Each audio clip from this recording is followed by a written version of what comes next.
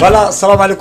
alaikum, ravi de vous retrouver sur Jama TV dans votre émission Hello 224. Harek ñewti ande kadi deuxième numéro do e Jama TV do ngandi tous les jeudis à partir de 17h hare den do de wondi do e Jama on e wondi do community guinéen kala ka on tigi wonire aduna on hara hen joni mo jungo wi mo salam alaikum do ngandi no hande ko be nata ko fulbe be wi hande ko so julde soro yamba hare no hande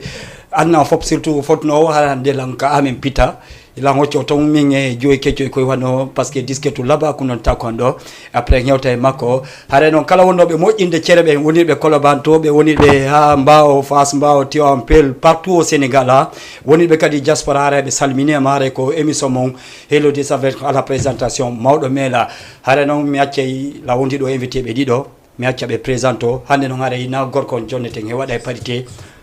waden l'honneur aux femmes wien Hadja Jenabu J Mali. Salam alaikum. Wa alaikum assalam wa rahmatullahi ta'ala barakatuhu koto haray mi hiwriti kama mi hiwri ke bandirawo jodde so do kadi mi hiwri ke kadi réalisateur wondo to baydo ngandi si tawi jodi ke do ko wombe to ben taki jodden do mi salmini kadi communauté guinéen ko jodi Sénégal do ko foko won men suivre do ko mi salmini fo mi acciali hay goto hande ko nyande julde mi yes gonga Sénégal ben dewene ti fekke dewen balle mak balnale yalna yalla bole bal ñu teewi ko yatete haray ko jemalo nang hiwrade yeseda mertay modo do mi artude flingo est ce qu'il y a mojini cere on hande parce que hande non ma invita men cere on minani kawoni da to ko ben nato jagata to nazie mal be no tama ko wela bingawal ko wela bingal andu belam be do andi danke zemali si mi ari ga ko mi goddo go si mi yeyto ko mi goddo parce que la ma restaurant mo nanda hore ma on don andu be no andi restaurant VIP way me hewti to me wada reportage mon nado ala kala faala do andude ko doni ha duma plat traditionnel guinéen yo hewtu kamel leto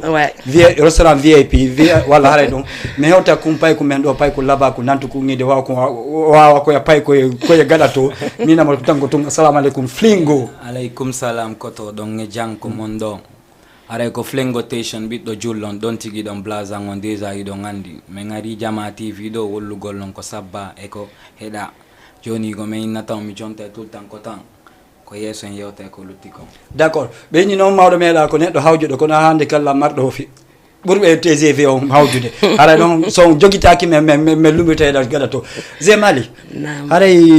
hande den ka plateau do e yewta do piji bus mena hande yalla wadi ko ono men ono rebe men jonita l'honneur parce que hande sina dum haray kike do mojjata Zemali konto parce que anna fop no andi ko mali jihada mais est ce que Zemali tigi no andi mali bien sûr min non andi mali kadi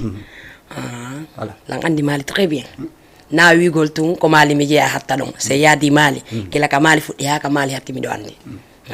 beni minana be na Zemali ko Sénégal do jibina nyan do kono o janna pulal wobe futa be non ko gonga ko do mi jibina ko do mi jandi mebe ni wo leggal ko gal nebi kandiyan ngal wontata non gonga anyugol ko woni kon tawa amijita kon sa miti kata ko wonda ko bañli gadon dang se nyaaw si dang koy nango merci Zemali hande da mari fasati didi wobbe be no wiide ko a comédien jo wobbe be no wiide ko artiste mais est ce que etan no wawdani est ce que dum tedda horma wada comédie wada en même temps wada musique on est ce que tedda e ma hi andi hunde ko goddo ndayma dongal inna tonta mais si Allah rondima tawayda naba ko Allah wadi mi di natto parce que mi kadi mi jetano ko mi waday dum ko gonga ko mi comédien ko mi yimo kadi fo mi waday mais dino didi ko compo mum burda basadi tigi ka comédie walla ka artidum ka gemmo actuellement ni mi fenantama fo lan jokki parce que ni me den jogi film mi woni joude dimanche passé ton ko film azmi nyalli d'accord parce que ko théâtre mi andira ko dum mi wadi ha musique bientôt haray ko en nango wonna degila mi nati musique mi théâtre o min andu be lambe foko buri mi ande sanani Jemali ko dum mi bura andede si mi anda ka musique ko du gila fudida on théâtre dubi jeluni 2021 jusqu'à nos jours da wadde mais ko dum hebuda e mon ko anata warma sata apporter alhamdulillah min on si goddo go yani hore mum mi yora sabonu parce que no welalan andi hunde si tawi a jokkinde fi no welama an hay si goddo yiyal ma yehi hore ma mais si tawi non a wadiri sabu fu yo goddo yiyeton haray sans sala d'accord mais non ko ballangal manki en communauté mengon be anda valeur ko jokkuden ko dum don mais est-ce que do wadde sensibilisation dum pour yembe be andu ko jokkudon ko mede wolde wobbe go kad no wolande men mede wolde men inte kadi wolobe me anda nasi be nande mais est ce que arena kadi ko base don telen le do kon ara yimbe ben do tango woni alay mum ko dum non taw andi wadde dum andi ka seeda hin parce que sa ndari wombe Guinée ben do buri yaltitude menen jodi be Sénégal nden e alors que on asi ko talambe buri mais mi inna hera ko ben ton kambe buri honno wiantelam buri yonitugol teddungal ko be woni wadgol kon parce que do Sénégal men kar sa ndari ataw e kambe ko be woni meilleur sa jokkibe ma machallah parce que mi juidi mabbe mi di wondi mabbe mi yaadi mabbe alhamdulillah ko mi yarta mabbe kon ko do mi burata yide o ren si mi yaadi ne Guinée be jodi be Sénégal do me mais non goddo kadi mo be kar sike mo woni do donc menen kadi ko do Allah wadi men natto ko do me woni ka men non no way wono welami mais ko Allah wadi natto arske ma on ka woni ko don jetatamo d'accord ok o tagal sabara fo mi ara ka boy jora saman men parce que am ngansi hande plateau wulay do ko débat wa Flingo pourquoi d'abord c'est surnom Flingo Denginde non c'est une longue histoire quoi parce que mi nata ko min jonni de woran mais juste les poteaux ko kambe jonni lande parce que ande ko non fait excuse-moi c'est quoi les poteaux ceux qui ne savent pas les poteaux non les poteaux ko partenaire be ambe quoi ono wonbe men dade woni be ka Facebook woni be ka teleji ka cuudi wonbe jogibe commandon wo poteau ko non ko gore be ambe non juste pour vous dire que fayne ko non fi on do fayda buino jogiti sur no jare wona kambe jonni de wore mabbe plus parents ko weldi e mabbe be jodoma comme no nirta wolof dilay chanta be chanta ma dum do yara continue ta hande kadi hebi dole buri a inde ne ko benta kon sirno suuda inde jakko gonga ko no yari Flingo ko don yuri mais Flingo ajaba ki lan ko milandi ko Flingo signifie quoi kon signifie ndeng inde do signification c'est même pas quelque chose qui est difficile à chercher connaître direct jogo parce que je suis quelqu'un de direct mi hebi comme fala alam de net je le dis mi takko do wadi be jammiri lam Flingo ah bon mais ko yata ka mara do atakide wana gotum nandi takande kongole takande yadu no c'est dit quoi d'accord Flingo ko honu ngezal musique wala wadde min exactement fendo mi wada tout wala ko variété mi wada plusieurs variétés mi wada drill mi wada dancehall mi wada afro mi wada trap ça comme min nata juste mi définir ça ore en comme un mélomane quoi d'accord quelle que soit la musique moi j'apprécie d'accord tant qu'on beat ankadi depuis quand on nato depuis non j'ai commencé à 2017 lorsque je faisais les bancs comme tu as dirais plus que Zélélouma non j'ai mal pardon je dirais pas parce que tu ko fuddorde wona min tum fuddi d'accord ko min e groupe ari ada marno crew quoi ya la marno partenaire be sur plus que des frères asiari no alla wadiri non quoi d'accord et non amen wondi donc de 2017 jusqu'à 2022 il y a eu des complications un peu parce qu'il y a des artistes qui buri saturé ko 4 personnes ma 3 évoluer dans leur musique car no satti o dum poussa ta wobbe ay sitay ko contre volonté mabbe on be yabe wada carrière solo d'accord kono non y a pas de problème que juste 2023 moi aussi j'ai pris mon propre choix il fallait avoir des carrières solo d'accord maintenant je commence en solo et je voudrais finir en solo aussi c'était où ici ou en Guinée non ici surtout même à Médina ouais d'accord voilà Zé anani ko pay ko ngado Flingo kon wada beduti do ko yor ko don no min ko woli ko mi wada apprécier parce que wodi ko mi andi mon seda parce que mi yaadi seda balde ne bal tunde balde do mi ngarti mais ko mi yaadi ko machallah feno yano do Gambie to ko mi yaadi mi ngom mi respectimo ouais d'accord mais hande Zé similandi kema parce que ida andi million buril mimi parce que anda ya leji dan ta vraiment mabbe ya tato hande kono da génération wonbe fendo ko pay ko artiste o ko do fendo ok o similanda ma avant tout d'abord ko mi mari ko mi conseiller be yobe jentani mabbe be d'accord parce que fight ben menen fight ben min hitanaki mawbe amen bendir trop parce que ko fi hondum e aye goddo no da hunde laabe da si tawi ono nanano mawbe mum ben o wadata non parce que sa yi mawbe men be nay wota goddo yimbe setina sa fuddike yimugol wada yaade pijo ko parce que honno mi wiata wala fubbe nginite kon waxuma sa andando mo wala sa jikko ya fa non sa mi woliri non pour yima dum fari facinda musa me ko yenno yaade do ma way wo ko no wahata mais no mi yirta sukabe no comportori non si tawi woni be nanani nene mabbe be watano parce que nene ma inata ma ya boîte yara nen ma inata ma ya boîte fima nen ma inata ya boîte harada habe mais ça yi ko fijugol no fewndani ma mais fiju wada ko doada wadde kon ko woni yes don kon hara wadani mais kala non kadi faala do avance de ko watta kon ardina ñiiti c'est ane hake ayata d'accord ouais. Voilà Flengo Yeah. fendo kondu ko album joguiɗa walla ko mixtape walla fendo ɗawadde single ji tum balance Non, Fendo, j'ai commencé par un single. On y a fait tout. Un tu nouveau as titre. combien de singles en ce moment? L'air là, je viens de sortir qu'une seule, mais j'ai d'autres projets parce que je viens de débuter en carrière solo. Comme waɗɗa kere a feetu Yeah, a fait tout. si a nani kere a feetu C'est un nouveau Non, prod sur on ma fait page ça, Flengo FSK. est ce que ɗa wawi men feranade seeɗa téléspectateur ɓe wonɓe darde ganda Yeah, konon saloto, on a itongo. ok d'accord Yeah, a fait tout ne, kerebe ngauju ne, kerebe uɓɓe ɓuri men ala nan mi anda, kerebe ngauju ne, kerebe fetu ne, kerebe uɓɓe ɓuri men ala nan mi anda, ɓeɗa ko falla, ɓeɗa ko fallan, ɓeɗa ko fallan komin yiltor ɓawo, ɓeɗa ko falla, ɓeɗa ko fallan, ɓeɗa ko falla ko nanugo inde yamen ino bonni, wona men gotum, wona men gotum, wona men gotum, min e ɓeɗo namen gotum, wona men gotum, wona men gotum, wona men gotum, min e ɓeɗo namen gotum, darante to pied, min e ɓeɗo namen gotum. Yeah. voilà joni ko mene wonɗa wolangol Non. are ko ménage ajo makko DJ Yahya non no wawi wonde de parce que Non, même pas. To ngali nan ko mi alali. d'accord joni en bokki plata classe yimɓe gani yoɓe darana en tout cas ɗo kam mi jotto tun antu waɗo mama ya waɗo ɗuma komi yolto ok je ko jeyde kere a feetu waɗo wiya awa an e tawi par ce que ɗon iɗen programme goɗɗum e faɗɗi janggo le 29 ka concert new génération e hewte to inchallah joni haray lan komi faala kadi tawi région ni pere ɗe mi yano jaɓɓagol artiste ɓe men ɓen hankin ton airport faala yimɓe ɓe yew daren seeɗa arten udditana en téléphone o après uddite wawe yewtude D'accord. régi woni pré acca bacca mahin aray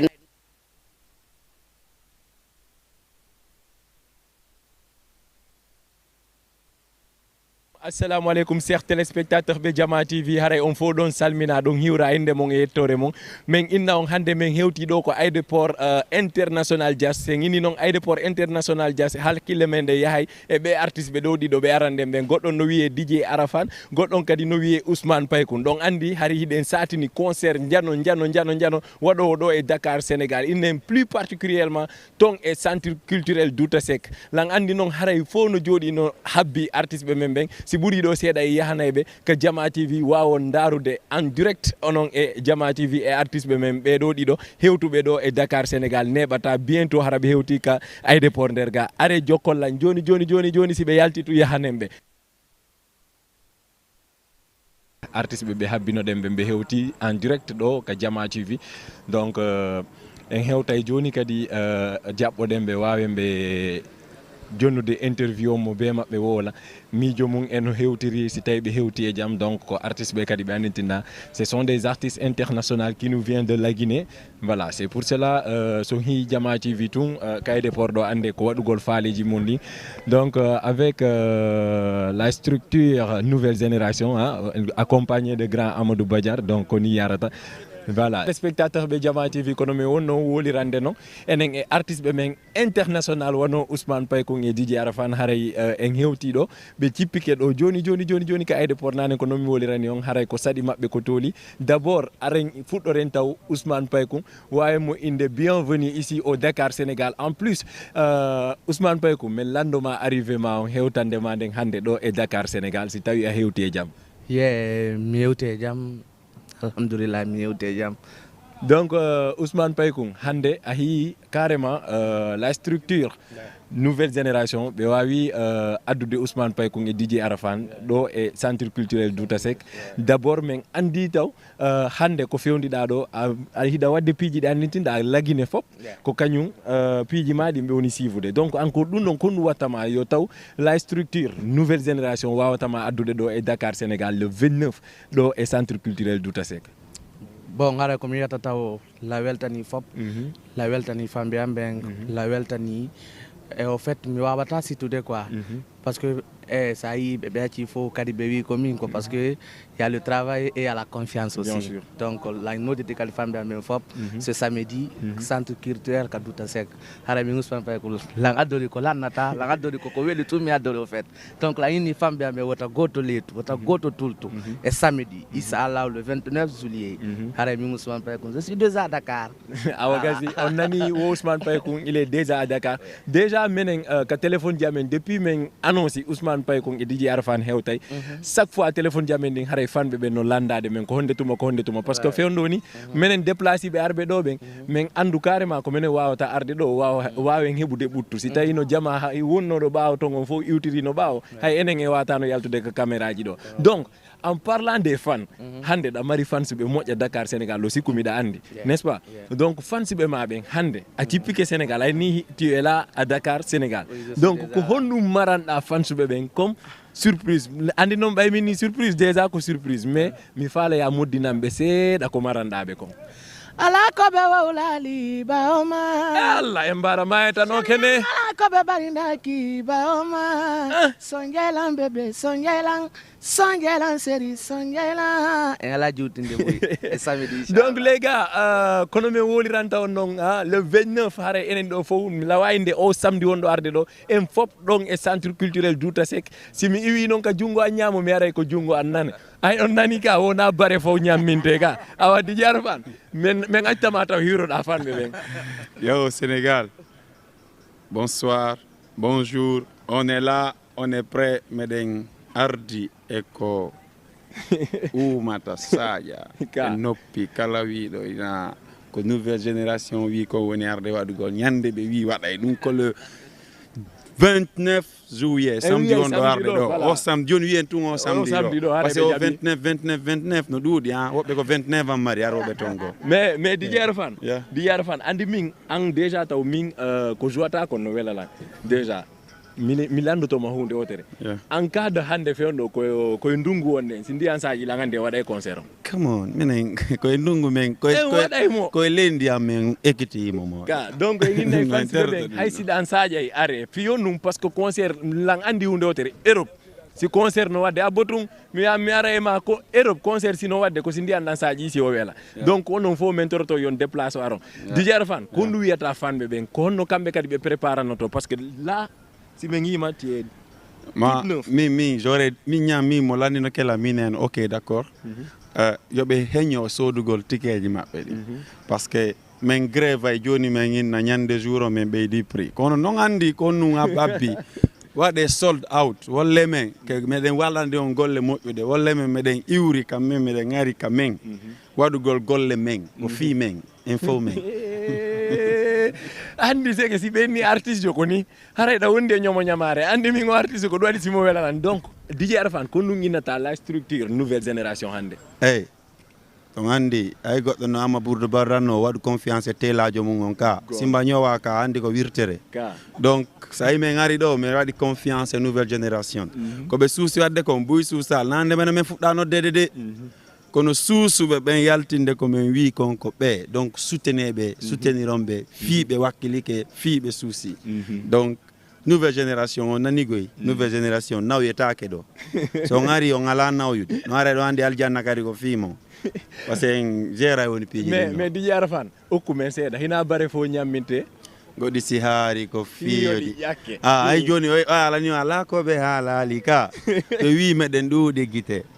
ay mbobojo no fenira guite o embira juuɗe ɗen o taƴane guere siɗa ɓutti ɓe liggitete siya sofi ɓe yeggitete mo fijiri nouvelle génération sofidete gonga mon allez-y rendez-vous le 29 donc enen e Ousmane Paye kon kañum e DJ Arafan min ni on ko concert mo andintinɗa en exclusivité surtout ɗo e Jama TV haray koyon kalu onon surtout noon onon ɓeɓe andintinɗa andi nodi concert e nder concert o concert ɗo noon enen fof ɗen andi neeɓi satade donc ko ɗum waɗi si meɗen jonde o rendez-vous le 29 fi Allah watte ha wawa wasi tawi ko hande fuɗɗi ɗo wattagol aron ton e centre culturel Douta Seck waɗen ko goɗɗo meeɗa wadde Dakar Sénégal voilà joni noon sen iwi ɗon e woli fi la structure nouvelle génération Ousmane Paye ko hokkanayla mo ara ɗo par ce que ko golle jane arga voilà ɓeɗo no wiye Alhaji Amadou Badiane Alhaji jo noon addo artiste ɓe ko o donc Grand Amadou hande men hi par exemple Ousmane Paykou men hi DJ Arafat kondu wawda men beydande don parce que ko ando affaire mude damal sudundu. Voilà, avant tout d'abord, weltanagol Guinée ben fo, weltano les ménageurs, weltano kadi wondube ménageurs ben fo, weltano kadi la presse. Jonna au rendez-vous, c'est samedi inchallah. C'est très important. Ousmane Paykou, nouvelle génération, Arafat DJ la même chose. Alpha Bari et Surba Info, Kosukabe, on tout wondi do. Donc inchallah samedi prochain. Allez-y. Donc on a un rendez-vous samedi prochain Tong et Centre culturel Douta Seck. Donc info ngi nabe rendez-vous c'est samedi inchallah rabbi. Allez-y. Voilà, retour sur le plateau arbe yano airport nargol ko feƴƴino to habbe don artiste be men dum do tungare minno Jama TV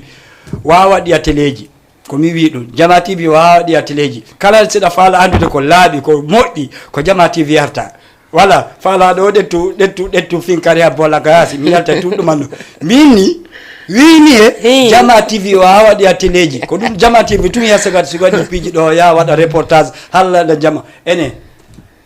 kono wiira o koko yidon do parce que dali da tawa e baraw ko be woli kon kono woniri be ni yeso itta kumpa ko mi waawi gol si samedi hewti mo be da upade jandina bora na pade pettude na pade talon wata wokat no mo watto talowal parce que sona dungal taja hersa ndaru hara ko andanda hore ma ko siga ko men andi menen ko mi hawjube ndara e pade hawjude wattada parce que nyande ko ngal yette baajo majjay ton d'accord ala no ono fala be tawede émission do way men noddude ka 78 116 82 38 78 116 82 38 Flingo landi les choses recommencent ko yi kanon mi andata face be mabbe communauté guinéen be ben daway wadde goddum haray samedi le 29 den stade Douta Seck kanu génération DJ Arafat et Ousmane Paykou tawti Flingo et G Mali enen do onon do nayo haray don tonde nyande haray ko wawda wi défense be ben communauté guinéen ñande ko mi wawi de communauté guinéen yobe notoro dole parce que be no yi ko woddi ari ko woddi be wi Guinée be ari Sénégal walla be kadi ko woni ko Guinée woni Sénégal parce que enen fulbe ben ko enen woni yeso do ñande Douta Seck ko mi toroto ko ngaruta à partir de 20h no ene sene gonga ko DJ Arafat ni ko men beyda e prix ji din so daliti ki a jour ngewti men beyda e prix ji din mais ñande so ngari o yoton kon jara hundu ko no wola gite den tum fanka mais est-ce que so beydi prix yimbe be wawa yarde kombo yidi ko weli fopka a fi ko weli kon no jay no mi ngol tan na ko weli mi andi akimi fanka yoti kala dalina je nam comme il a mal aux questions très pertinentes mais mi lando ngono de kono jema on boyi événement ji voilà goddo konki ala wiema ton assalamu alaikum o dogi ko yette jallo be mali an kadi be mali ben non se ari do nanay nam on boyi tawede événement ji mais est-ce que o événement do non ande di événement ji feƴƴudi don salandi kelandun don andi be niwo goddo koko anduda kon e ko hollada kon ko dum don anduda fima min badian na fi événement million on kan na badiantum ko frère be antu woni do ko babirabe angi ko trabe programme mi holla on mo mi teddinira min na ko anjeyon mi inna ko mi bumi ko do mi burata valoriser de ko minani ko ka badian o noddila o hollitila tegal sabara fofu wiemo assalamu alaikum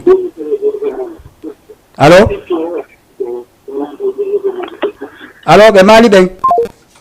alors ok mayi ko yette ba be woni kay di marte kala wol be yawta andi be ni wo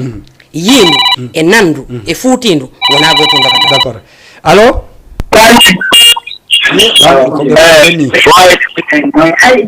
allo ay mi ali ala na be to wimi accu minni be beta babbe yalta minni yindo e nandu e futindu wona goto ndokata si mi ari hakama minni ma teddungal ma sen fotti lawo mi teddini ma safe 2 min je menen je wona goto a wado ko min je d'accord parce que ko fi hon dum hollilan ko min je minata non événement jewdi do ni wela walla fota dum do mi alanala si mi woli dum mi toñi mais no min je menen je safe 2 don non ko halate ga ko yida ko don to Flingo do fayda je an o Flingo mi ko palma taw o événement do ko o événement le 29 do ko événement ma parce que ko anani ko new génération te Allah wadi da tawa ka new génération voilà lette godo taw assalamu alaikum allo kala o de fi Allah on poti to télé on taw allo oui assalamu alaikum alaikum salam on jarama on jarama na ala to jabtum yettude Allah inde yettore ko Fatmata Binta Ba Koloban ye jom follere nden awa ko mene kono way tom na ala to ono ñammini mi maaro barabara e follere hecciyanki ayilo gila mi meeɗa ñamde ɗum ya gila on sanno monani lam kono Binta naam saba ko fewndi e galle Cissé Boy allo oui naam no welde toon jantum kono fewndi mais darde on kay mission ɗo télé ono laaɗi koye machallah ok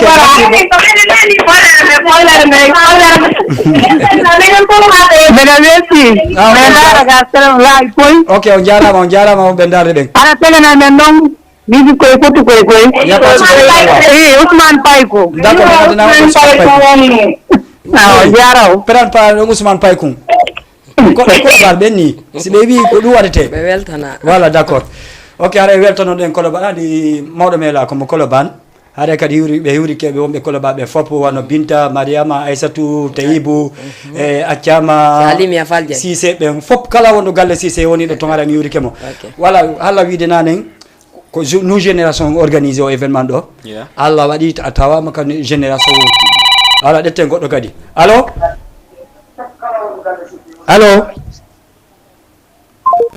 o yeytaɓe woni kadi ɗo kam a tawama ka général kono waw ɗo hande Flingo kono wawi promotude défense ɓe mabɓe ɓe kono Flingo wawi promotude communauté guiné ɓen aroɓe Douta Seck e samedi ɗo onan ko ɗowɗi mi promettata ɓe ko innugol ɓe tun si ɓe ari ɓe hota hara ɓe welti te si ɓe ari kadi ɓe hersata ko ɓe woyi ko yiide avant ko ɓe yetta kon cette fois ci seeday par ce que comme no jeydir noon mo yehi ko ma teddinima emo fotti yaasi teddinima no seedi ha cette fois ci wona événement maɓɓe de ko menen jeymo on nani nous génération ko jeune ko menen woni jeune ji ɗen men naw yaali si mi yehi kon mi wallan paykogo kondu wawi d'accord ɗetten goɗɗo allo wala o yehi ok d'accord Zé e ɗo en hewtude ka Ousmane Paye kum est ce que a laggi kende e dande ma moƴƴa fi samedi on par ce que mami anda eɗa andi goɗɗo hunde nde woni naturel hay si laggaka an ko ide tun ko watta ko yo tawi hara sa wuli yimɓe en nana noddani e jama o ok probléme ala si a yiɗay na yandaru jawdi si a yiɗay si a yiɗay na yandaru ngari si a yiɗay si a yiɗay a suuɓay joma faamu si a yiɗay itta sadaka toroɗa Allah o dandama gigol dugula ko dugula yiɗata towna fimu o jogoma fetuɗo ko dugula waɗanta mowla o wattama fetuɗo sina dugula mo yiɗima a weltoray e si ɗon fini fami mo yiɗi on tun on mantoray min se mali mo yiɗi lan mi weltoray mi mantoray min non mi weltoray mo yiɗi lan e samedi mo luttama ɗon ɗon yiɗede no weli de kono koye samedi anda toon ɗum wala o nani ko wi ko gemali min ko ɗum welirimi zéro complexe ko ɗum andi noon sawni neɗɗo artiste jo a winditiki hoore ma artiste jo ara na yawa o DJ Yaya ara ka yiɗa womo suuɗiti ko ɗum voilà Zé e mi sikki ɗo fans ɓe woni ɓe ɗetten goɗɗo taw allo oui salamu aleykum wa aleykum salam on jarama nala toon jam tun inde yettore inde nen ko Mamoudou yettore nen ko Diallo Mamoudou Diallo ɗo noddiramen on to meɗen Gueltappe ɗo oɗo laandi komo sabo mbo natani Flingo ɗettuma ɗon ɗon tigi ɗon kere yiɗa andi me ɗon tigi ɗon kere anda yo my brother c'est ko ɗum findini men nini har jama no ɗani joni o gonti noon mba joni hay de ɓayero yoni hay ka ɗon tigi ɗon kere anda humpa iskasaro Flingo ko ɗon tigi ɗon kere anda ko a waɗan jama on pepte jama yi ara bappa komi toroto on nani ka le 29 are moƴƴa ko ɗon min gandata so tawi meɗen jarani on jaaɓi wa bon haali man hay ka ko gotum c'est la famille man jamanu wawma ɗon tigi Flingo meɗen yeɗima Flingo meɗen mbawma meɗen accidi ko mbatta ko bo min jooɗi ɓe gaynuma waɗi ko ɗum ɓeyya merci broda merci wayno welde la moƴƴa par ce que wollila enen non ko gotum man on ensemble big up ɗon tigi ɗon wa ɗon tigi joguito ɗon kere ɓe anda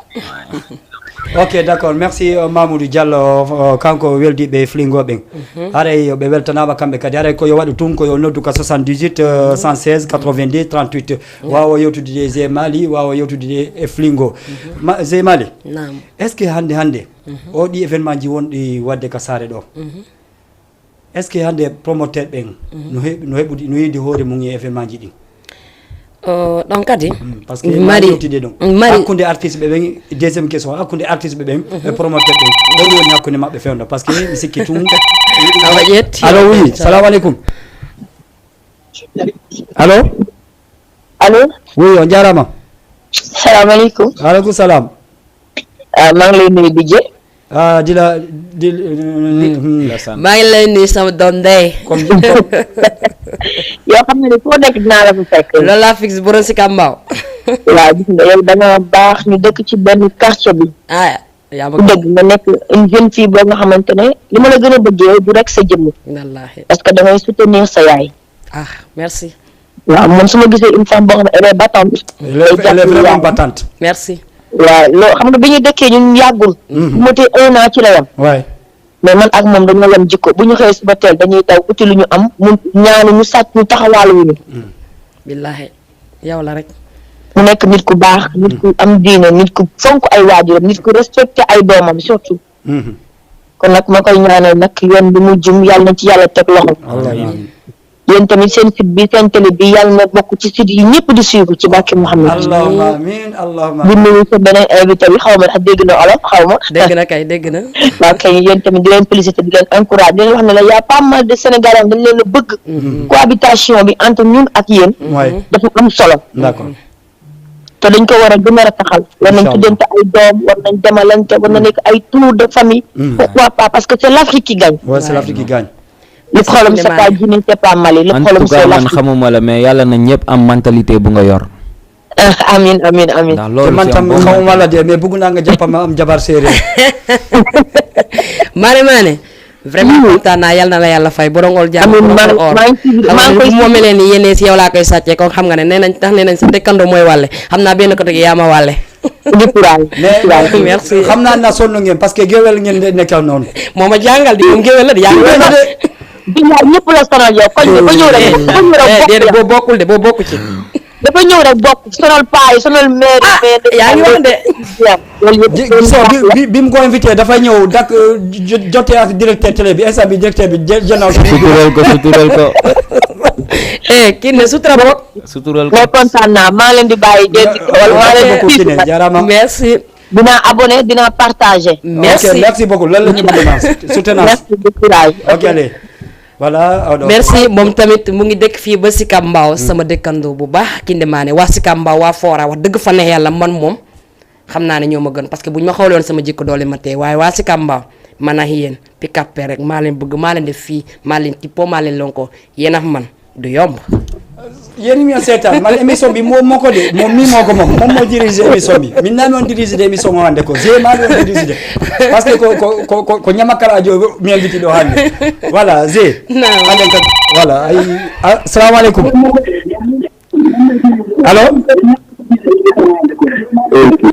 allo est ce que na groupe flingo o meni joni mayentu voilà question momi on ma landade on nane ok allo c'est que télé ko télé on ɓe duwa woɗɗitade allo oui o jarama woɗɗite télé on seeɗa kaw wimi o woɗɗito télé on seeɗa wawa on famodirde malate jam tuma alhamdoulillahi waɗi seeɗa ko yettude Allah onolle toon alhamdulillah inde yettore jamtibari maali o ɗon noddira men on to maali woro a accidi on e musidɗo mon on a wi mi accidi on e musidɗo mon on hinamo ɗo ɗette mi heeri ko nanɗa ok mi hiwriti kam anene goto tan o maali goto gayna pay ko maali naha bananaɗo sakko o ɓatu meɗɗoɗa ko on no way alhamdulillah no ɓutti mawɗum alhamdulillah inde yettode jam so bari maali o jam so bari haray noon wona ɗuɗɗingol haala ko ɓurti kala wiyaɗo komo maali kala supporte ɗo g maali ɓay ko ndene goto baba goto hande janggo sendane samedi miɗo habbi on duta sek ara magasin maro no habbi on inchallah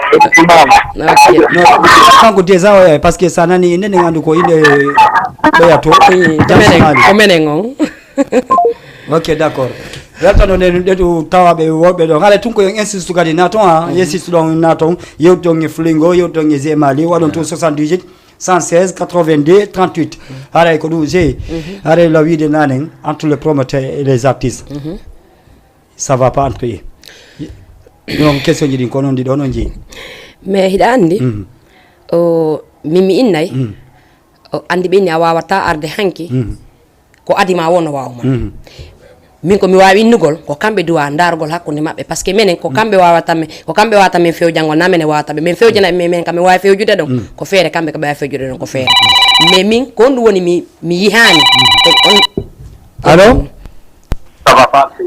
salamu aleykum allo allo assalamu aleykum waaleykum salam on jarama de ala to jam to yettude Allah inde yettore ko MGD le petit guinéen MGD ndama sawa koto ɗaɓawla ɗon hay joni mais mi laandi ko zema ladde ma ɗo hay kono bogi société yewtude e makko awa non awa mbiɗa samna ɗon zemali e flengo e fof ok d'accord aɗa émission on quand même c'est validé samedi no a rewre ɗo noon goyi a rewre ɗo sallah on newni ande kawni baba nga yo na bammade min ka a ɗaɓɓino baba keso a ɗaɓɓino ko to a ɗaɓɓino miña yaya fof a ɗaɓɓino hakkude maɓɓe yewde nene ma o ko lewni babaji ɗi awa d'accord sadio awa mbeɗa mi weltani o moƴƴaɗa émission gueɗin kamɓe mbeɗen suivre mbeɗen welti moƴƴanani d'accord merci beaucoup ok on se donne rendez-vous le samedi inchallah tiɓi nano yonene mo gatto yon toon de ɓiɓɓe amen ko yo gaɗo yolan mi wawi jema mi yami ko poɗa en aldi ok ko fifo ok allez merci voilà kamɓe kadi ɓe hewteɗo kanko Sadio feede vidéo e MGD ko honno guinéen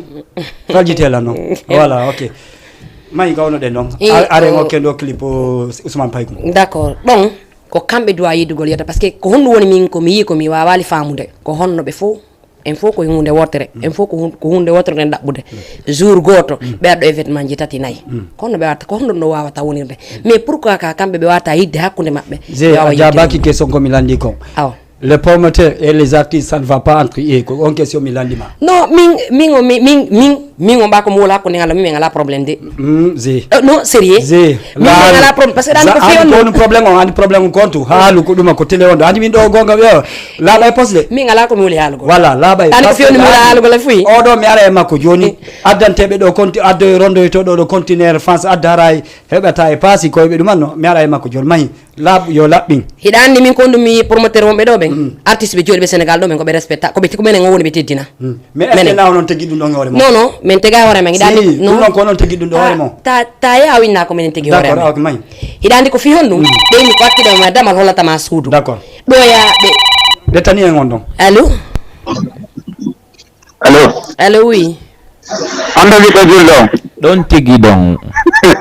kereɓe anda fiya ono way welde ade no ɓeyni hande tawa ɗo jan jantugan noon kon woni welde ko weli yettude Allah buy ala wiya noon courage man rigo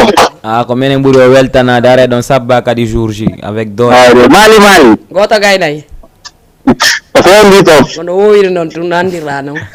awawi de gonga ɗa ko beska nani samedi ko beska won ɗon ɗon tigui ɗon ko woni beska ɓiɗɗo julɗo no woni wago an wa oɓe ñaccuɗa probléme merci voilà teli ya defian bo manga yo eta yano ménage ama ade wimi andu ɗon ko anduɗa komi andi kon tum awawi noon onon ɓe ménagére ɓe o hewte ko plat ɗo awo yaya o heddiɓe fof e waɗa ɗo tape ɗon par ce que il faut haalanoɗen kon no jogui koye pay koye kon ɗo wadde ma laaɓa inchallah ok inchallah ok voilà oɗo hono wiyantela g andi ko waɗi si mi innimama e waɗa hiɗa andi goɗɗo a wawata arde hunde hande janga ko won ton kon hande aremata hande soña hande wa hande no wawi wonde ɗo ya andu tawata ko a yehi tawa ha mayi si anda parce que min ne ɓaali komi nage musique min ari mi anda musique min mi anda kono programme musique ne ɓaali komi andi ɗum donc no gila noon min mi andi ko mbaana mi fenane lan andi ko noon position an o lan andi kono ko droit ji andi lan andi ko noon droit ji andi si a falama ɗum e wonde mi wawata lan andi mi wawata mais non bere komi andi kon kadi la respecte bere komi wawi kon la wawi mais hoore kadi komi jogui kon siɗa faala satta kono kadi a rewanay ɗum ka dowa rewanede ɗo ɗum ɗon hari law mi andi a wawi la noddude par ce que ari mi anda kono ménage mi anda kono promoteur min mi anda ko musique fus komi anno ko fi théâtre ko non wonno golle Vlingo dettani en on ɗon dettani en on ɗon ka ligne allo konkon on jarama allo oui salamu aleykum allo oui allo min hetti o hiɗon nder on jarama komi américain américain le boss américain le boss honto honto joni boss accu sa wi américain tun hay ɓay mbuɗi wi américain min o ɗettalan ɗo naɓi mi a stasen ɗo jippini ɗo o mi seppu mais ko boss de aɗon lerɗon ko français quoi américain kono allo ah oui batti ko woni boss no ko yette maɓɓe woni ka ligne jallo ngarali donc sa yi mi woli ɗum ɗon min hari law min mi anda mais affaire wono théâtre ɓay nam fenen kam mi wonɗo ni sa landi kalan ko fi théâtre mi ɓuuri wadde renseigné que musique ɓay komi wol hakkude ngal law a faami mais ber noon kadi komi yeehi ha mi andi kon gila mi heeɓi ménage mais yewtay o andinami komi anda kon kadi mi landomo mi yiidi kadi anduɓe landade hankadi kaydi siɗo min on promoteur jarata inami tum je lam fala ya joana nyalande karire mi arani tum hari mi yahay hari mi note coup de téléphone je ar bokage affiche wade mi yam je ay ndiyam bubdan hebata mais non be ni wo goddo aremata dan soñada donc no min on gila mi anditi événement ji goddi go yawtido mi do suivre ko télé andube ben nandi mi no dama do appel je ar bokage parce que ko grande artiste wonda jawde hokkete succès mini be ok min naali be ode minni be awa be notti be weto des fois minni succès ko Allah watta dum e tagana ko wawda ko wonda wadde kon kadi eto tun janga diggina ko woda wadde kon nyande ko pullo futayni toti hoddandu ko nyiddundo kon nomi do wama wiide toti hoddandu ko nyiddundo la wama no wiide artiste be no jodi Sénégal do paylen do billahi wallahi si be wada no mari ni be tegganama do concert o yiye ko meda kon sikkatana ko no dum do mi ara dum accidange be menacer o jette ngo wondo kandi jettane non allo allo Ido mama ya jettata no wiiɗo mawɗo e acci dañinde ɗo marino mawɗo weela Ido mama ya gondo waɗi ala oɗo wa jam inde yettore américain way lay ni américain américain le boss américain makko no sina golle mo de no ɗaɓa Jama TV no weltana ɗaɗi ɗo muruje ɗe ko ɗo juɗete nam way yo weltana nani ano digiɗo ma way kumbiranji ɗon kadi mo weltana o fof weltanama ok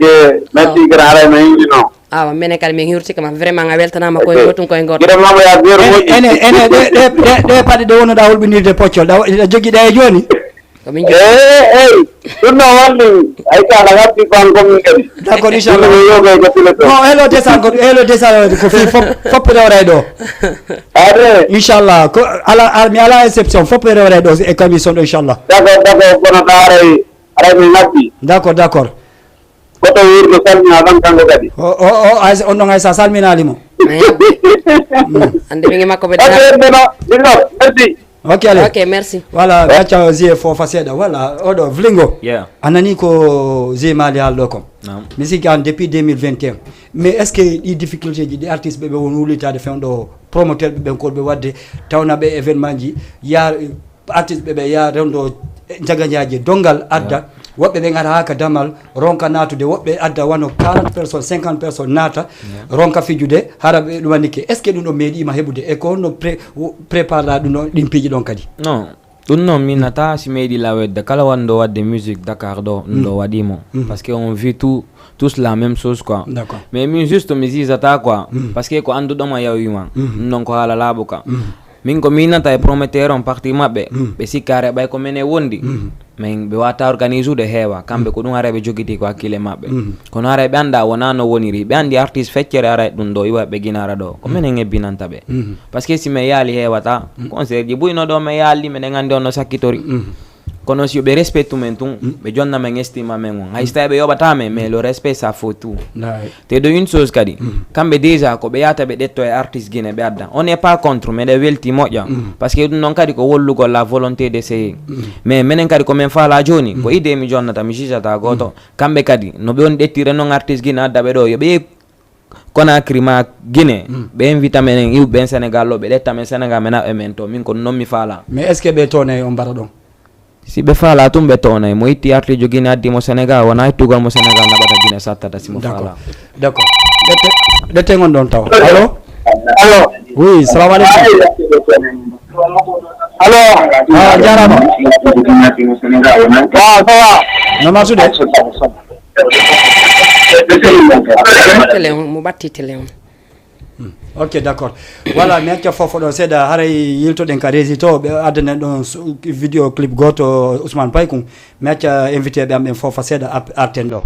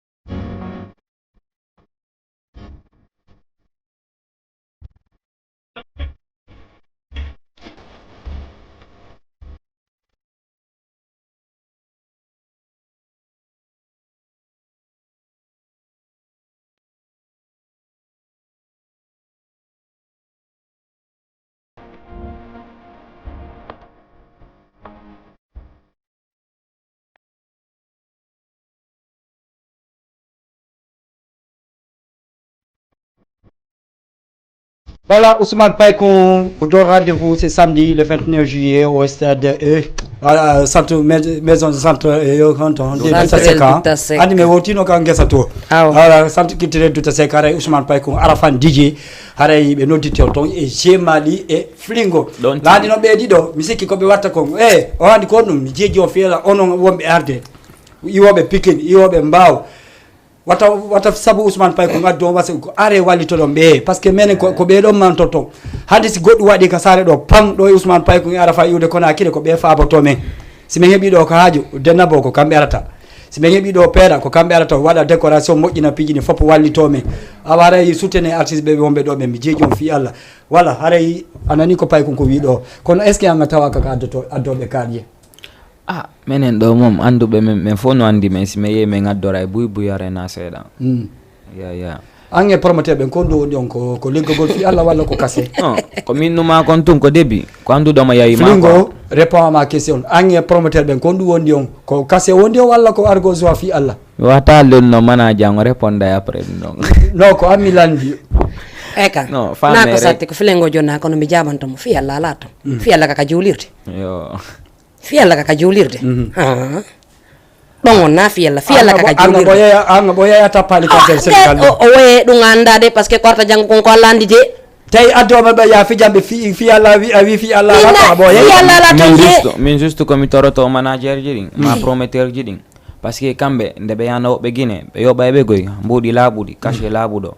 menen kadi wonu be ngaay be jonnu me respect mo men doa henda don quoi parce que hunde be ko teddungal buri mo teddinima no buri hokkudo man mbudi nagoto kono be yigitino piungotum kombe woni be hebbinande ko menen ga mena no wodi pi gotum ko falli on onon artibe andi bien sûr onon do andi hore mon do respecte hore mon mais no wodi événement do hande si wadi ya certains artistes wombe rewde ley ya yoba promoteur be walla ya jeja promoteur be walla addana publico promoteur be fiyobe so andi si wotini andi hande gido jama do kala ko wotidamo ko dum non suttita andi wobbe sa ya do artiste dépassé mi rewri le mini la mari artiste jo accu mi yoba ma walla addante public promoteur jonko dum no wiyata est ce que be do ngala on ani wadde handicapé e dum non no wawi wonde kono hida andi fejja ko mi hala manane ko bala ngay xam hamadi layla ben non kadi ko be andali mais nyande nde yey habe andi ko woni ko kambe kadi be salta parce que dani ko fiyonno ya jemma dano da ha eriona gonga e sakindia de wondeji hakkile den ko jemma de arata fina jodda wobe azemali be janga ben ko suwat andara telephone bondo rek seker ka suduma ka wada vocal wala ndara no windira bay mi wobe mi sudata ko mi janga mi alhamdulillah immoda jemma araka hakkille ma mijutoda winda waloda bimbi weta konko winda do repita ha bora ya studio mo ina bit yobamo araka de hore on bit jobama bientôt 1 mois ou bien 2 mois da mo inde son mo ina mo ha gayna ya ha kadi ka studio la même yobitamo kadi enregistra yalta lansa goddo inna ma ya immo ya wada no fi yalla ni tum gratuit an après kon avancata tese ya ka public ton sa borna be na artiste jo bornata ko a bornoto ay bay passé parce que ayata do concert haje mayno day ay ko sipirana ba makako njagana walla ko duma ko tata wala bay ma ko taski do eda no ko fandi je mayal na 10000 wala ngi yarata do ko jagi karapi wal kono ko nyarama karapi yo 3h du matin yo wiya ko njagana na tay mandara si awotay mi seppa mi wota ok awa andun ko an imi ala on fit don kono non lan andi mi numa tun ala ko ari luttude wona kadi non ko adi ko wawi fo kadi non ko fo kono fo fotata nyalande kadi ko ndi wonde yottande ngal mi coupa ma seeda Allahu akbar ade ko dire nyama kala hande mi coupa ma seeda mi jonta ma do pi ngotum si tay par exemple plus pal artisan ko be wondarde ko yimbe ben ma ko be innude o addana la ngo addanta la ngo ma o ko star jo wona star jo mais mi sikki menes me wona star be ko ma kambe be wallito ha me wona star be mais kambe déjà men fokkiti be libi men be nim fus men gayna na men star be konde sa me wonta star be kambe do be me wallude be ala de responsabilité ji mabbe din parce que joni min ko mi wona aron be wondarde ko liquidité aron ko mbodi wondi din ko ar wona ndarede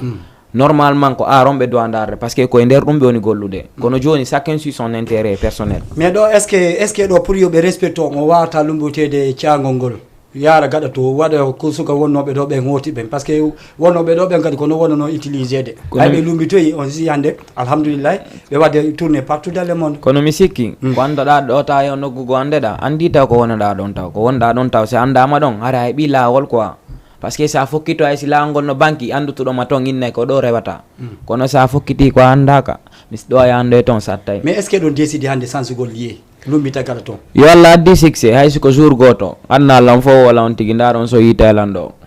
waaw je mi hanni na manane kayete don kawile ko arte de buri minni makal leggal ko ngal nebe kan diangal wonta tanora awa adna on do ala ko lutude kono non mo wawi kadi wado do mais non ko kambe woni koy mabbe men doa fengade parce que kambe doa me wallude merci mais non kadi yutu ni mede yaade mais hande si promoteur jo goto darinoke o inni hande jemali flengo o onno alkazayo o honno tier dansal o do honno wiante lan kenzo abdo simili mi faljay ay mi ani ko nyama kala jomi ko afami si hande ben promoteur jo goto jettino ben don ha pari a moƴƴini affiche an kadi a dari ka enni beedo miɗo fala warande ɓe ɗo concert ko ɗon anda toon si tawi meɗen anda walla si meɗen valorise voilà donc est ce que ɗon ma tum promoteur ɓe wanna on est ce que onon artiste ɓe me wata wadde tobre ron daran hoore mon événement pour montrer o promoteur ɗo wawi wadde hoore mon sans promoteur andi ka heddi hari meɗen habbi noon kono men habbi ka est-ce men que tay jonta gasani exemple ay Nick Doff o meeda habade promoteur chaque année kon ko organisateur hore makko je la wawi répondude ɗon vas-y puis on faamu nanen ko début gênant tani on goɗɗum kono mi sikka on kiifimo moƴƴa parce que o inni a yiyay 3 événements 4 événements même jour ta ko les mêmes promoteurs qui se connaissent ɓe organise joni si ɓe andi menen artiste men falamo wadde collaboration non sikka ɗum arrangé ɓe mais nayo habbo tum événement ji mabɓe non koye mum woni yo hara ko tabaski walla korité walla décembre no wayla andi oɗo nouvelle génération o baki o waɗa korité walla fête o nangu jour spécial hore makko woni ko foniki produit ɓe meeɗa wadde événement tabaski walla korité ɓe acca jour handanta hoorema événement fus ala est ce que onon ko ɗo wawi wadde ɗum oy kon no wayri je no wawi tuwa takkana a organise ɗo concert an ko a payé waɗɗamo goye min mi fala concert ma la wawa wuttude waɗɗe ɗo concert joni min na libre les promoteurs ils sont capables de le faire parce que déjà kamɓe ɓe andi kon to rewete gasare artiste on ko musique mum on ɓuuri andude que domaine musical on te kamɓe les promoteurs kamɓe ɗum non ko domaine maɓɓe noon kamɓe andi honto on to yaate tise lienji mais minen artiste hon ɗo hay mi waɗi ɗo collaboration sans les promoteurs kara yarta yesso a probléme parce que ko firni min on ɗum hande ɗo kamɓe koɓe mari kon jungo juutuno minen min alango te ɓe wawi men gonjungo maɓɓe juuɗe no wawi men bonnande ley tawa men andali mais min ko mi yiyata wona ennugol artiste créa feere manaje créa feere haray jiiɓi mi aron min kon faala ko men fo mi woni collaboration goto jonidiri e juuɗe men golla hande ɗo si men golli artiste ɓe star ɓe yalti Dakar ɗo komɓe naɓata ɓe Guinée ko kamɓe ka ɓayna men maƴa tumen iname organisé mais est ce que ɗo ngabbi ono hande arde artiste et promoteur wonano kongoto liggoto si tawi men faala tu wono wawi wonde de on tañini no wawi wonde no wawi wonde si wonali kadi to wutare un jour viendra komi haalanma kon de wonay de par ce que ɗa andi ko fi hon ɗum honno wiyantela génération ɓe hakkillemol ɗo ɓoyama yimede de kono depuis 2020 yimede awa mi yettoma goɗɗum yesso itta e kumpa habbo yesso no arde je innuɓe kala ko haala ɓawa ɓernde wata darade cette fois-ci ko ɓernde laaɓunde men woni ɓe haalirde hono men ɗon suttumen sikki moƴƴa ka si ɗon faala meɗen jaɓi si ɗon jaɓi meɗen hiɗi si ɗon inni tun e waɗa collaboration min ɗo kam flengo g mali ko men partant par ce que musique on ko ma collaboration seeɓa doole te piw goto minna tan woton base o innugol ko Dakar ma mbuuɗi mais musique men Guinée on nden dowamu exploitude wona international min la respecte artiste Guinée woni ɗum Guinée vrai par ce que ɓe jonnude langage men on doole e niveau goo ɓeɗo ko ɗum ɓe dowa jaɓude mi taƴalima musique pulaar on namantugol de enen pullo ko Allah waɗani pullo kon mo waɗanimo ko pullo huti hoore mum kono anduɓe pullo ɓen woɓɓe no faala wonde pullo kono Allah waɗalɓe pullo mais si andi ko woni pullo kon a valorise hoore ma respect par ce que dartino ko fi on nun kamɓe ɓe wona fulɓe futa ɓen joni ko musique aji men ɗi ɓe wonide ɓe utilise ko fi on nun ko par ce que l'art de parler ko par ce que enen ko wonɗen kon en teddina en anda valeur ko wonɗen kon ɗandi hunde nden komi haalan manane kon toti hoddande ko ñiddudu komi yalan manani kon toti hoddande ko ñidduno ɓe dowandu lotude noon si tawi no woni no ɓe anno totiru ndu ɓe hodduno ndu way ɓe valorise ndu ɓe hokkata no ndiyan ndu yara ɓe hokkata ndu kadi ko ndu ñaama hay coñci ɓe ñanani no ndu watta mais ay ko mi kuppama ɗon ay ko no mi faala torade badiana toñilan oy ko no mi faala on torade puis ngotum prometteur ɓen ɗo fiyo ɓe wi capacité amen on de quoi on est capable ɓe organise concert goto ta jaraɓe invita ta ko menen artiste ɗo ɓe accidi menen kadi si tawi mi haalna on ɗo ko fâche ko télé caméra ni si hewata ha ɓurta ha déborda ni on n'est pas est ce que ɗon joni noon e ɗum ɗo mi sikki ɗum noon ko rôle men est ce que ménage yaɓe mum ɓen kadi no wadde ɗi rôle ji ɗon ménage amen ɓen angende mi andade an est ce que ɗamari ménagére to an jimani min lam mari ménage est ce que mo wadde liggueɗe ligguel labaɗ ɗen seeɗa seeɗa mo wadde ɓe wadde berko ɓe da sentirde hoore ma e mum seeɗa seeɗa kamɓe kadi ménage aɓe kamɓe kadi ɓe mari probléme seeɗa di wala e gonga andi noon kono komi haalanma nane kon ko woni ko komi wolanma nane kon ko muynaɗa wolcete si a ne'ilan ko muynaɗa wolcete si a ne'ilan feere ala feccere feere ala kono woɗa noon ko noon mi wata kamɓe kadi ɓe finu ɓe tawi ɓen ɗon ɗo ɓe ɓannituɓe kono ɓe way noon feere ala ko noon ɓe wata ɓen on laari ɓe valeur ko jokka ange maɓɓe ko ndu wondi on ko liggue fi Allah walla ko contrat woni hakkude min nima fi Allah ala e ɗum fi Allah ka juulirde ko contrat woni hakkude ma e ménage ji ma mi ménage an joguiɗo lango min on ɗon wadde ko kaydiri waɗɗo walla ko non mi waɗa kaydiri pour han pan je mali waɗoy pan walla waɗoy panara non mi waɗalde ko to men noto mi waɗalde kaydirde mi waɗa ko ɓeya zaga boye ɓeya wadduno kon min signal de contrat tan lawama jaɓande ɗon ayande ande accon hakkede mi réponda carrément sa yi ko plupart musicalement si a fuɗɗama waɗede contrat ko par ce que holodira par ce que flingo mi kupalma hande kadi artiste ɓe ɗuɓide no yande ɗo ménagére ɓe no tawade no tawra ko gonga kono al noon piyon gotum kadi andi neɗɗo no jokkirama des choses hare mo yimbuɗi e ma o yi giggolle ma o hiɗirama fi mo faala ko onɗa ko wadde o jokkama on jamais on trompe ma mais yiiɗo calcul lo goɗɗum heɓa e goɗɗum e ma on jamais ɗon famodira ko sikka ɓen waɗante contrat fi on faamo par ce que e yitere no yiya mangore ɓendude goy kono anda welde nden fi on kono sinde yalti hande ka yitere mako ba ko satiya kadi goy ko minnata tun wattengal de olof non parce que yoɓe fof yoɓe famodir rek min mi tori manaja prometteur artiste ettoɗen en fof famodiren e waɗay ko jaman fo sikkano min ko ɗum mi tori d'accord goɗɗo kon ki wiyemo assalamu aleykum waleykum salam wa rahmatullah on jarama ton min yurike on onon kadi on yurtama ɓe yettore min siifa on ɗo min accidi on e flingo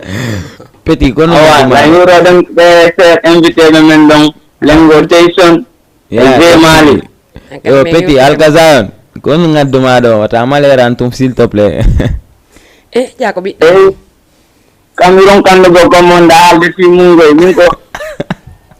min mi noddu fi après sugol on ko par ce que émission mongo min no weldelanga merci beaucoup ɓe ndaariron hella côté keedugol nga laabi fof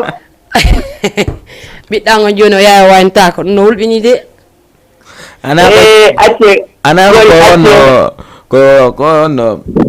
ko banjulo wonɗa ka konto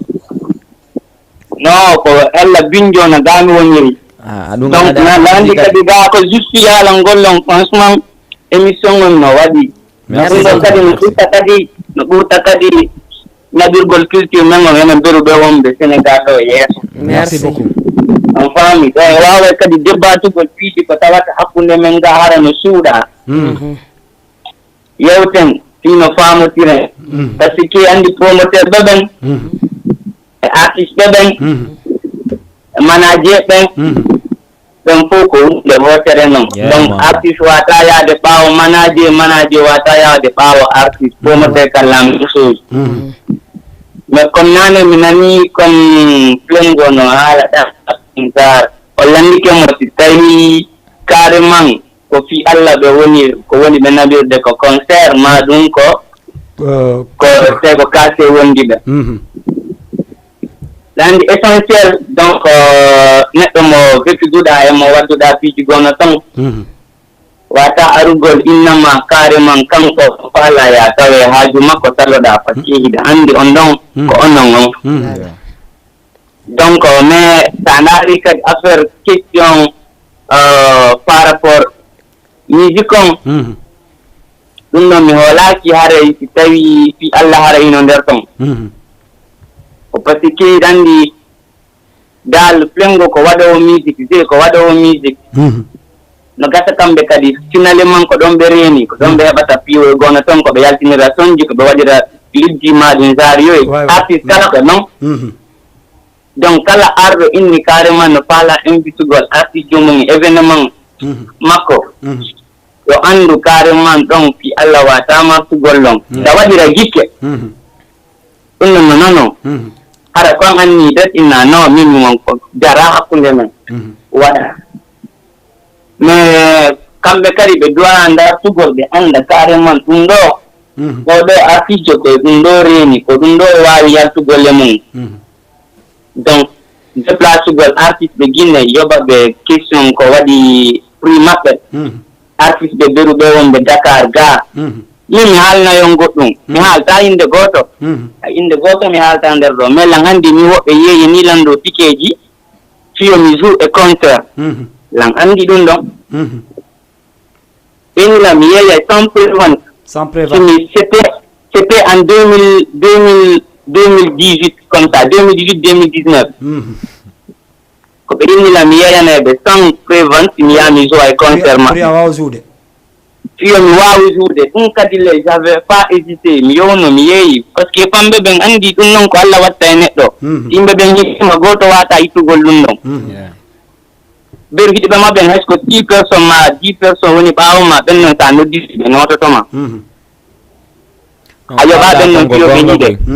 mais finalement ɗum kadi mais est ce que a wawno joude no wawa appel am mi haalna yo woni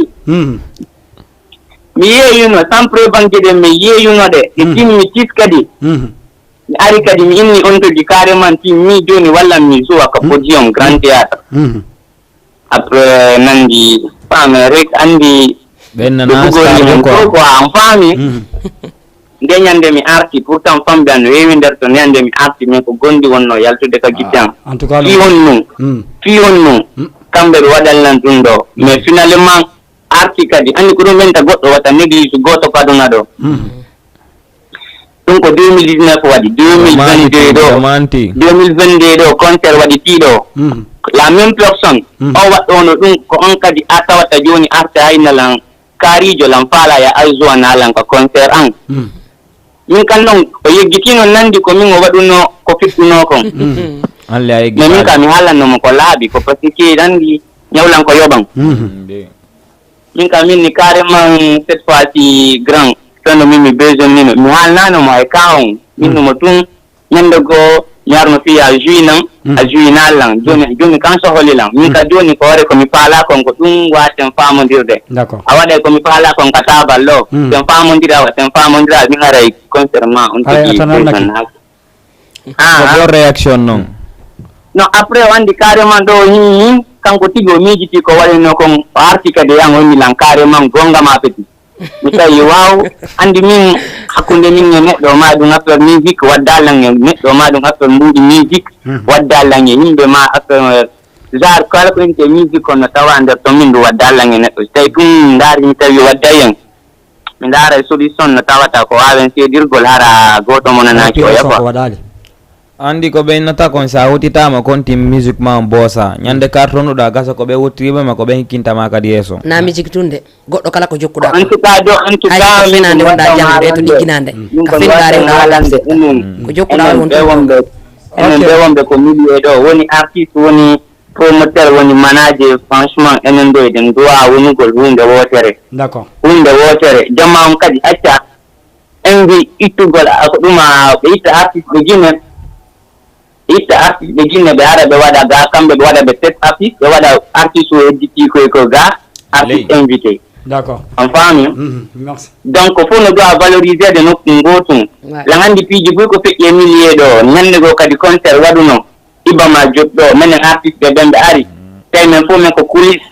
ɓayɓe jinne ɓen ari ton ɓe ari ɓe inni men joni minen to yome yaltu minen